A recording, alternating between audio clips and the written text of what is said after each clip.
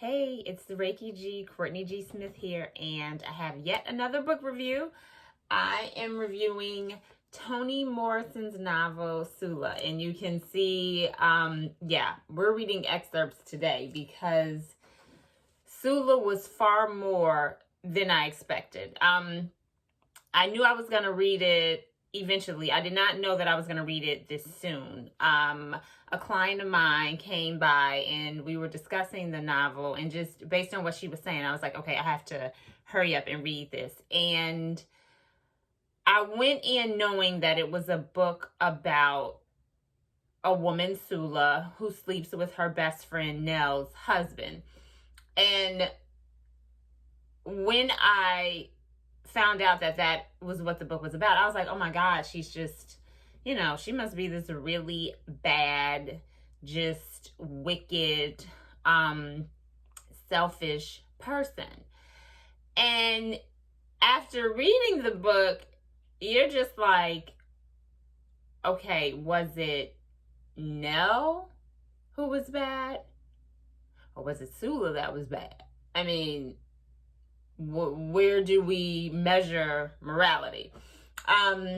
So with that, I'm going to go in with reading the excerpts. So background on Sula's family, women, no men really in the family as far as marriage and love is concerned. So men, she grew up just looking at men and seeing men as objects. They're objects that you have sex with. And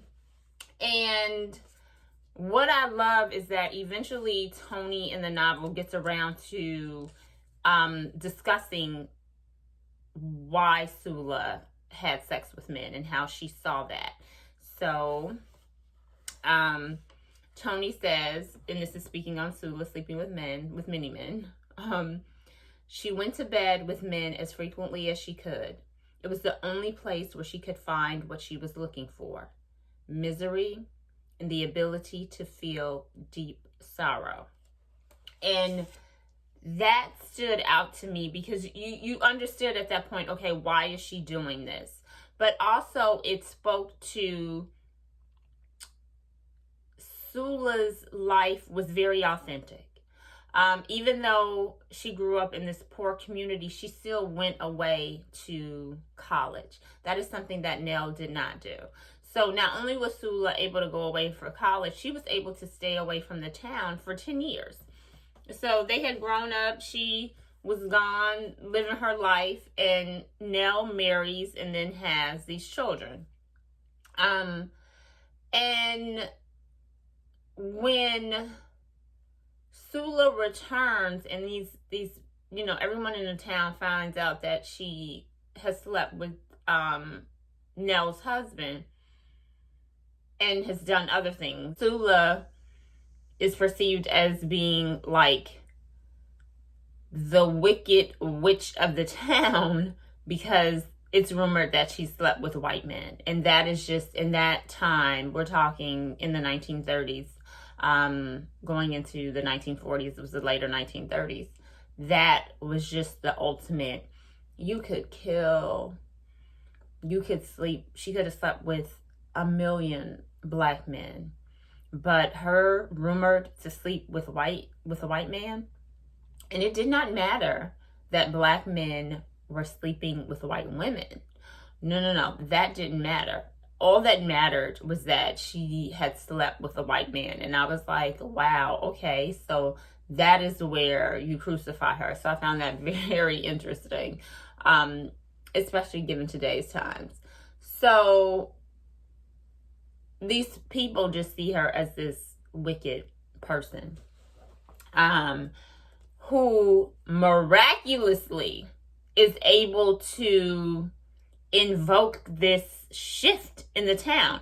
So because Sula is just this wicked person, people are just determined to be good.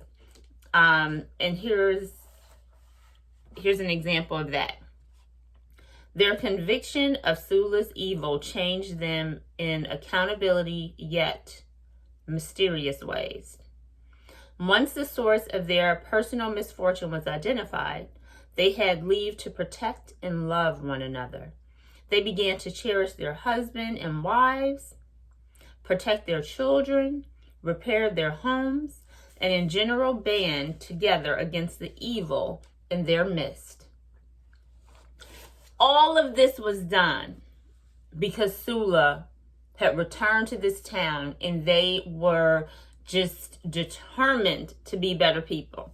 Now, the Reiki Master in me was smiling while I read all of that, because it was phenomenal to me that this woman created such this shift in this town.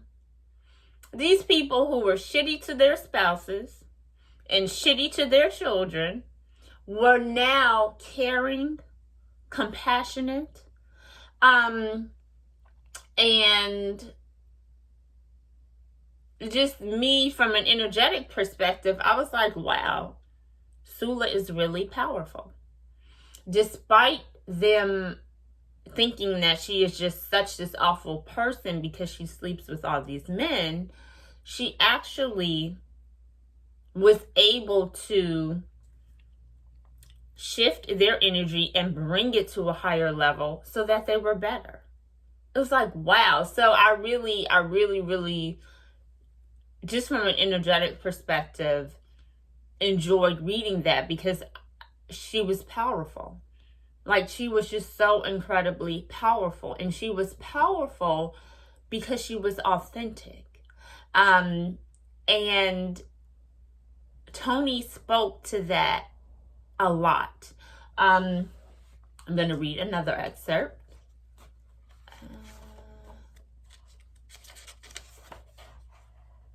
I'm sorry, it's taking me a minute. And this is, again, talking about Sula. She was completely free of ambition, with no affection for money, property, or things. No greed, no desire to command attention or compliments, no ego. Oh my God. Sula had no ego. Energetically, that is what we all aspire to not let the ego just take over, and to not have one. It's just, she was able to go through life in just a way that she could be authentic, and she was not a prisoner in her own life. Now,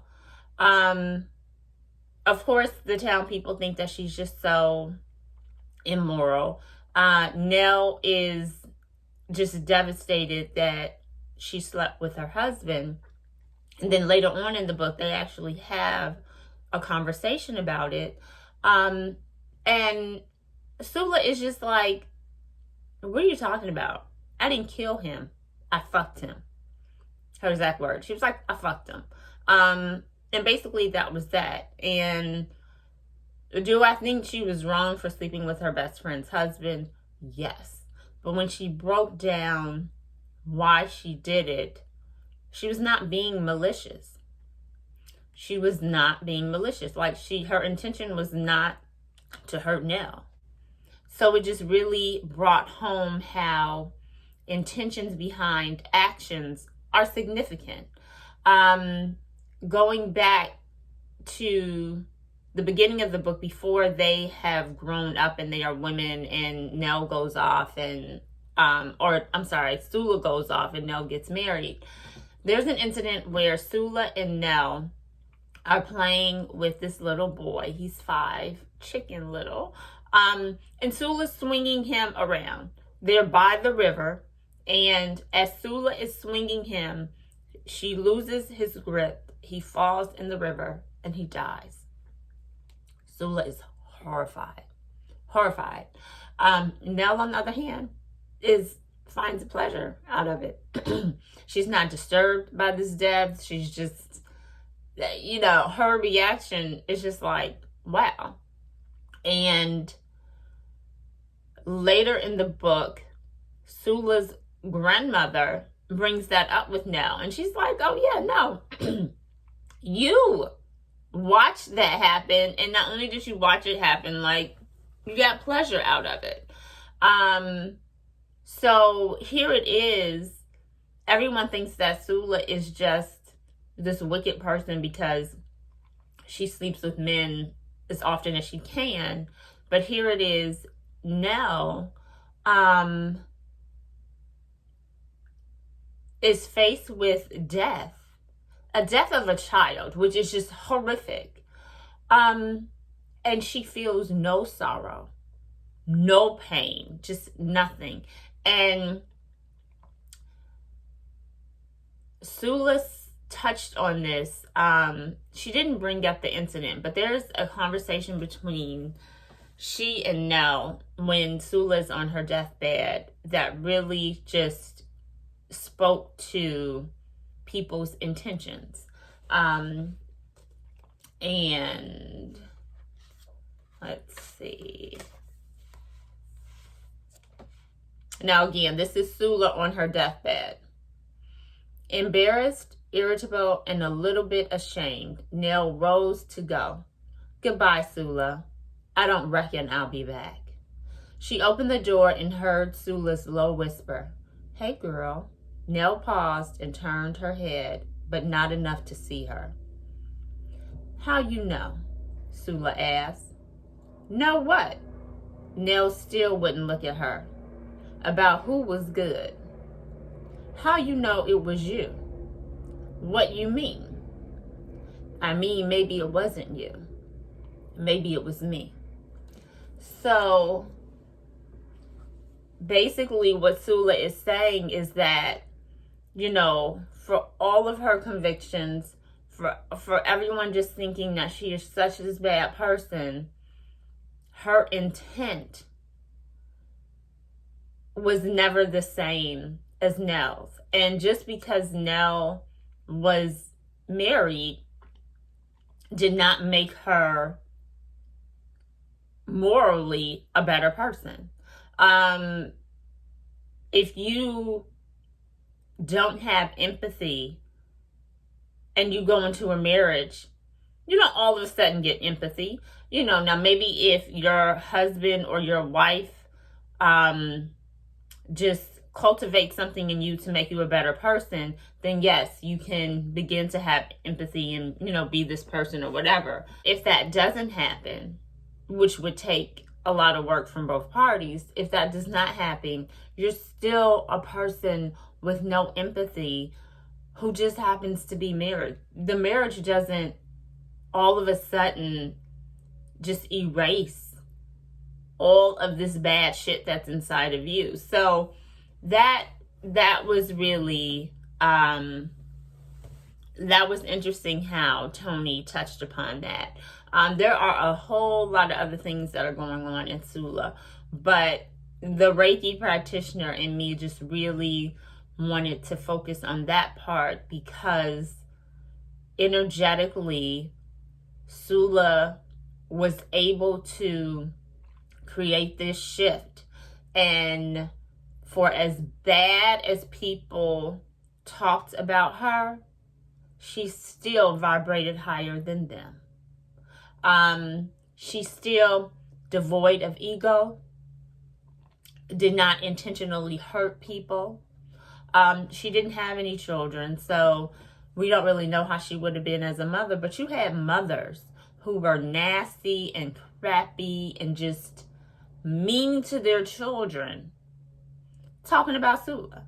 And I'm like, how can you, it's excusable that you are mean to your child, but it's not excusable that this grown woman is doing grown people's business with grown men. Like that was just, it was just very interesting. So from an energetic perspective, I thoroughly enjoyed Sula. I would definitely recommend it. I love that Toni's books, she doesn't make them incredibly long. So you really can just sit with it. And for me, I'm not thinking like, damn, I got to get through so many pages by so much, you know, in a short period of time. It's like, no, you can just sit and be with the novel, which I truly love. So again, Sula by Toni Morrison. I highly recommend it. And for anyone who has read it, drop a comment and let me know what you thought.